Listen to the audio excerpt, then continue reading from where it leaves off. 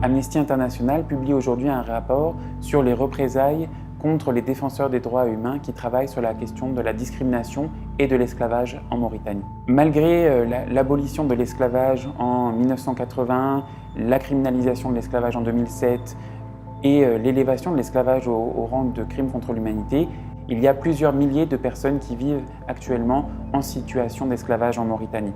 Il y a également un problème de discrimination, par exemple à l'encontre des populations afro-mauritaniennes qui ont des difficultés d'accès à l'enrôlement. L'enrôlement qui est une procédure d'enregistrement civil qui conditionne l'accès à l'éducation, l'accès aux services publics comme la santé ou la justice. Malgré ces constats, les autorités mauritaniennes continuent de nier l'existence de l'esclavage et des pratiques discriminatoires en Mauritanie et répriment les défenseurs des droits humains qui condamnent ces pratiques.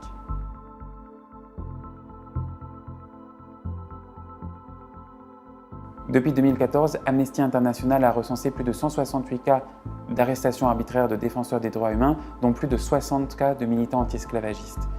Parmi ces arrestations, nous avons recensé plus de 17 cas de torture. Ils m'ont amené dans la terre à vagues. Là, ils m'ont déshabillé. J'avais seulement une culotte. Toute la nuit, ils ont passé à mon bastonner, à me poser des questions. Je donne la réponse, ils disent c'est faux, c'est pas la bonne réponse. Ils ont leur turban, qu'ils roulent comme une corde, ils attachent à mon cou, et quelqu'un tire de côté, l'autre tire de ce côté.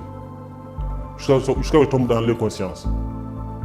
Il y a eu plus de 60 arrestations de membres de l'IRA et 2 de leurs membres, Moussa Biram et Abdallahi Matala, sont aujourd'hui encore en détention au centre de Bir Mougraim, à plus de 1200 km de Nouakchott, loin de leur famille et de leurs avocats.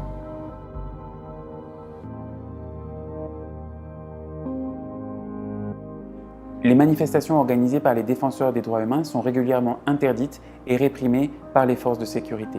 Et quand on dit réprimer, ça veut dire par exemple que les forces de sécurité sont déployées sur le lieu de la manifestation tôt le matin et que les manifestants sont dispersés par la force, que ce soit avec des gaz lacrymogènes, avec des matraques.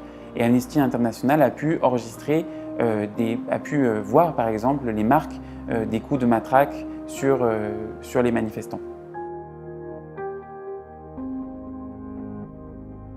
Le régime sur les associations en Mauritanie est fixé par une loi qui date des années 60 et qui demande aux associations d'avoir une autorisation pour pouvoir exercer légalement.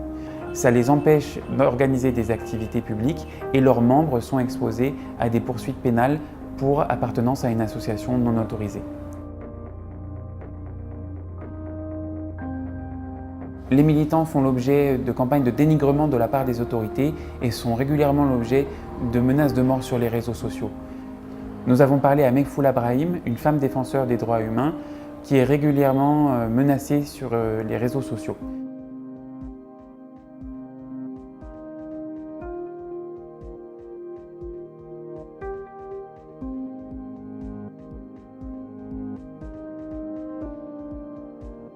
Le gouvernement mauritanien doit absolument cesser toutes les attaques contre les organisations de la société civile, contre les défenseurs des droits humains, les journalistes et les syndicalistes.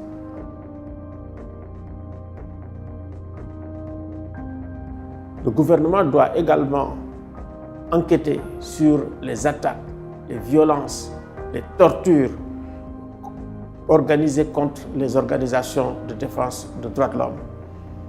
Et surtout, faire en sorte effectivement que les responsables de ces crimes soient jugés.